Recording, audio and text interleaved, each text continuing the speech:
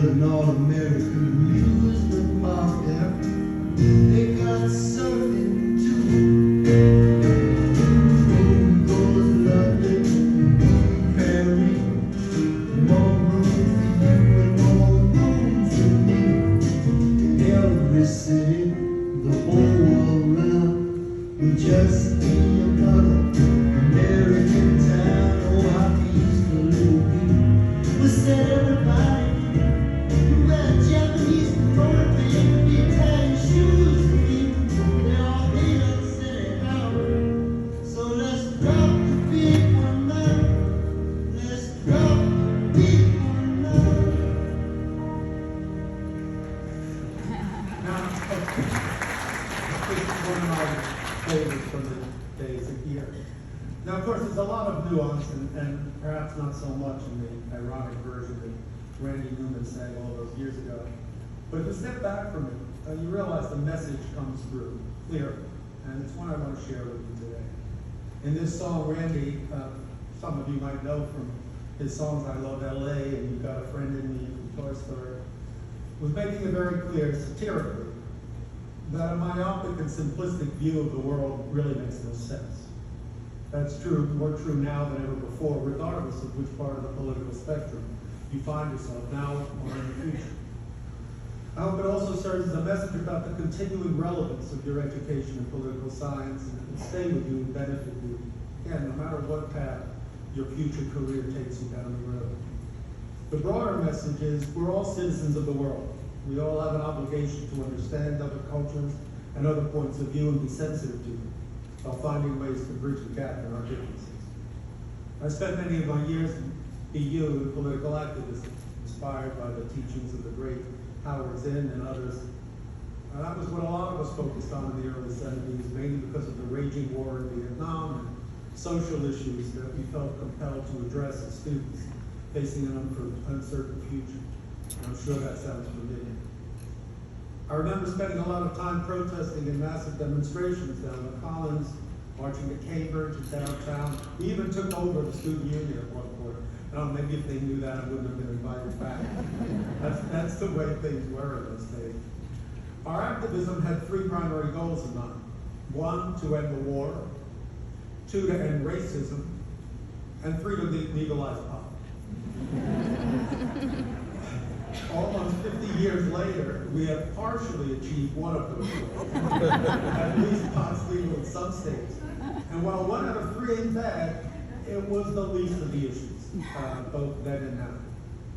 Right? They say past is prologue, so as citizens, we owe it to ourselves and our communities and the world to continue the most important efforts of our society. Change is often too slow and handed down to each generation to move incrementally forward. That's where you come in. Oh, by the way, while you're at it, can you please add the climate crisis to that list? We all know how important that is. Now, I don't pretend that my generation has left you in a great situation. There's massive upheaval happening in our country and our world. There's an overdue reckoning between past and current generations, and an analysis and reassembly of the fundamental social contract we have with our society. But you're armed with the tools, the knowledge, the enthusiasm, the youthful vigor to address the needed changes we left behind, and I urge you to always keep in mind that that's what this education is giving you. When I was honored with the invitation to address you today, it was suggested I share how some of my education in poli-sci at BU influenced my career and life, so I will briefly take you down that road. As circumstances evolved, I went on to be a lawyer, and my path took me into entertainment. I eventually found my way into the movie and television business and managed to work my way up the food chain to be head of 2 studios. I don't say that to brag, although it may sound like that. I say it to convey to you that the political consciousness that I gained here at BU never left my side, helped me all along the way, albeit in a different discipline than I had studied. Except, of course, for those great elective cinema courses where we watched and discussed movies. Those are my favorite courses. Watch a movie and talk about it. Great course. My first big breaks in the industry were running international businesses. for the studios for which I worked. And while not directly related to my undergraduate studies, there's no doubt that understanding the political and social dynamics of other nations enhanced my ability to work around the world. Movies and television have often defined popular culture. And I always felt that with that came a responsibility. You know, years ago, Sam Goldwyn, who was the Metro Goldwyn mayor, was asked, shouldn't our movies have a message? And he replied, if I want to send a message, I'll call Western Union. That was by a telegram, by the way.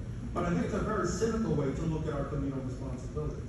Yes, entertainment has to be entertaining, whether it's a romantic comedy or a horror movie or a great series on TV. People want to escape their realities and their problems, take a break from it all, enjoying great stories and fantastical new worlds. And from its earliest days, despite Mr. Goldwyn's admonition, movies and television have made efforts to implement awareness of change. The examples are myriad, from rallying the folks at home during World War II to films like the classic gender-balancing romantic comedy Adam's Rib, films about anti-Semitism like A Gentleman's Agreement, or about the insanity of war in later films like Platoon and Apocalypse Now, or those highlighting women's empowerment in movies like Norma Ray and Erin Brockovich. Racial and social injustice has also been the subject of many films over the years, and thankfully more so in recent years. Going back many decades, during the civil rights movement, Hollywood made movies that attempted, even unevenly at first, to portray a vision of a society that mainstream audiences should embrace. Films like Guess Who's Coming to Dinner, In the Heat of the Night, both of which starred Sidney Poitier and were nominated together for Academy Awards in 1967. They were examples. They were modest, incremental efforts to show an acceptance of people of color. More recently, examinations of our culture in the films of Spike Lee, or historical depictions like Selma, or 12 Years a Slave, or even contemporary portrayals like Fruitvale Station, gave audiences insight into the issues and commanded their attention. In each case, films with a message sought to move the popular discourse, some overtly, some more subtly, but all with the core obligation of being entertaining. A few years ago, when I was running 20th Century Fox, we made a movie called Hidden Figures. It's about the unsung African-American mathematicians who were so instrumental in the early days of the space race.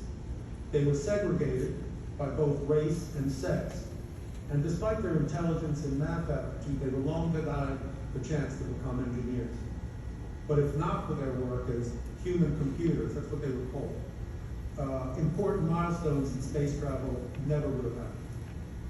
Even Titanic, another film we made at Fox, is at its core a message about how we perceive differences in class and economic advantage, and who gets to live and prosper and who struggles just to survive.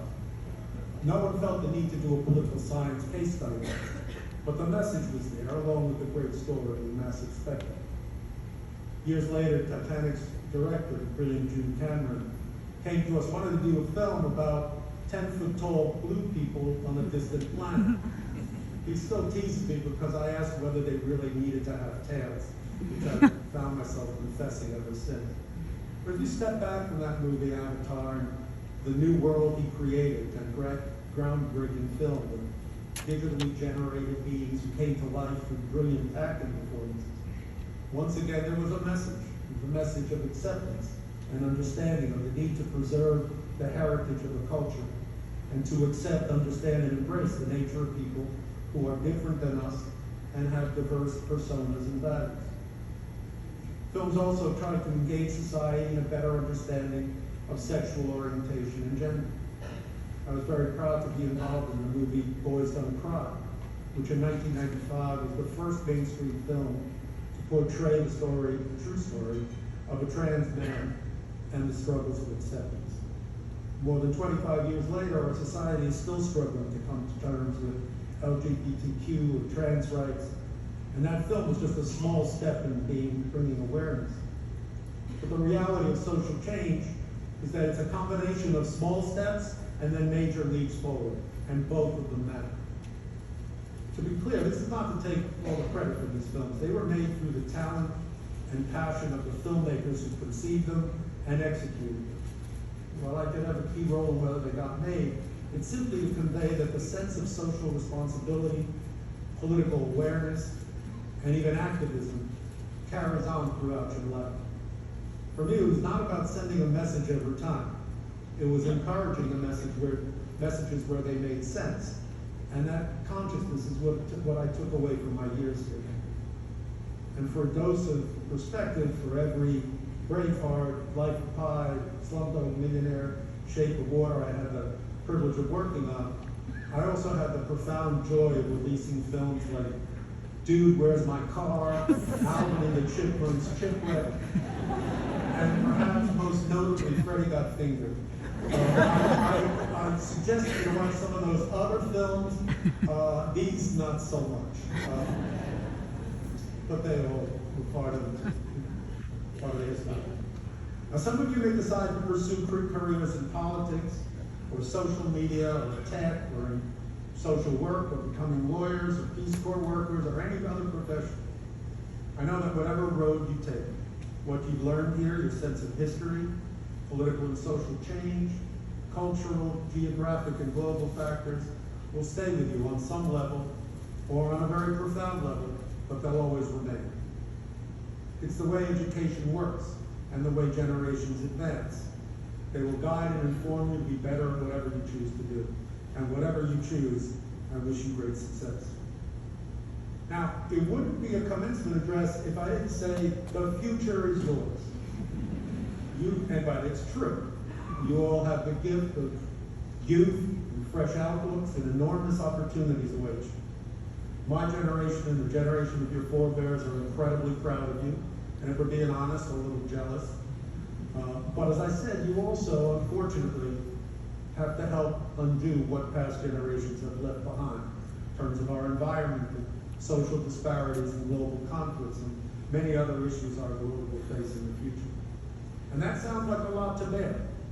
And to be clear, I don't want to overburden you with responsibilities for things that won't be in your individual ability to implement. I just hope you remain socially and politically active on whichever side of the aisle you find most appropriate to pursue your views and your version of the solutions. And so when you leave here and figure out what you want to do with your life and sort out your values and objectives, you'll get that first job and be off to the races on your career. And that first job will lead to others and maybe changes in direction along the way. And understandably, that will command all your energy and attention.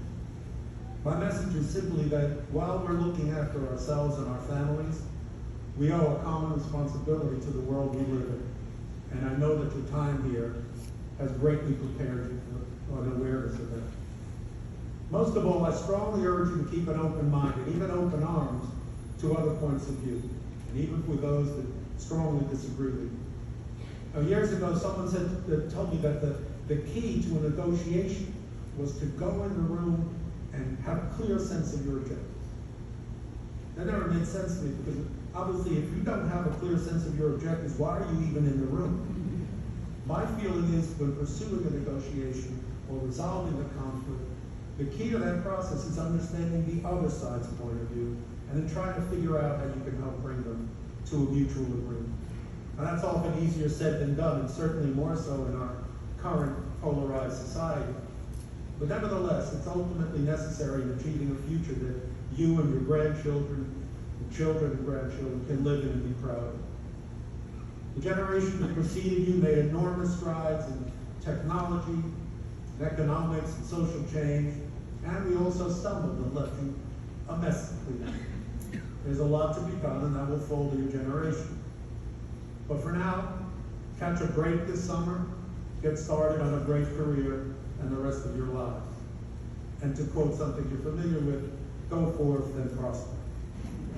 I know when you pass that resume around, people will respect and appreciate what you've learned and what you've done here, and you'll succeed in whatever path you choose, while also doing your share to make this world a better place.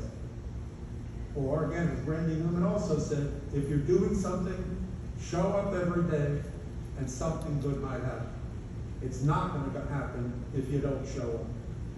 And I'm confident you will all show up and excel in your personal and social lives. And I wish you the greatest success in all of you do. Thank you.